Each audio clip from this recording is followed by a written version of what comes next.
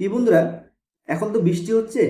তো ঘরে বসে আছি, ভাবলাম আপনাদের সঙ্গে বৃষ্টির একটি অদ্ভুত উপায় শেয়ার করছি। ভীষণ মূল্যবান উপায় শেয়ার করছি বৃষ্টির। সেটা হচ্ছে প্রিয় বন্ধুরা, আমাদের যেমন যে বৃষ্টি হচ্ছে, আমাদের প্রত্যেকের মনে হয় যে বৃষ্টি হচ্ছে, আমাদের ক্ষেত খামারে কৃষকরা চাষ করবে। তো সেটা তো একটা কারণ রয়েছে, হ্যাঁ, কৃষকদের জন্য বৃষ্টিটা অত্যন্ত প্রয়োজন জিনিস। কিন্তু প্রিয় বন্ধুরা, এই বৃষ্টির একটি অদ্ভুত উপায় শেয়ার করছি। আপনি শুধু ভাববেন না যে বৃষ্টিটা শুধু ঈশ্বর আমাদেরকে দিয়েছে, সেটা হচ্ছে মানে প্রাকৃতির জন্য বা প্রকৃতির জন্য, তেমন বিষয় না প্রিয় বন্ধুরা, আপনার জন্য দিয়েছে বৃষ্টি। বৃষ্টি আপনার জন্য দিয়েছে। তো বিষয়টা কি প্রিয় বন্ধুরা, সেটা হচ্ছে চন্দ্রমাকে ঠিক করার জন্য। চন্দ্রমাকে ঠিক করার জন্য এই যে আমাদের প্রতিটি সিজনে যে বৃষ্টি হয়, এই বর্ষা হয়, এটার পিছনে একটা কারণ রয়েছে প্রিয় বন্ধুরা। তার মধ্যে একটি কারণ আমি বলছি, সেটা হচ্ছে চন্দ্রমাকে ঠিক করার জন্য। চন্দ্রমাকে ঠিক করার জন্য, চন্দ্রমাকে ঠিক কী করে ঠিক করতে হবে?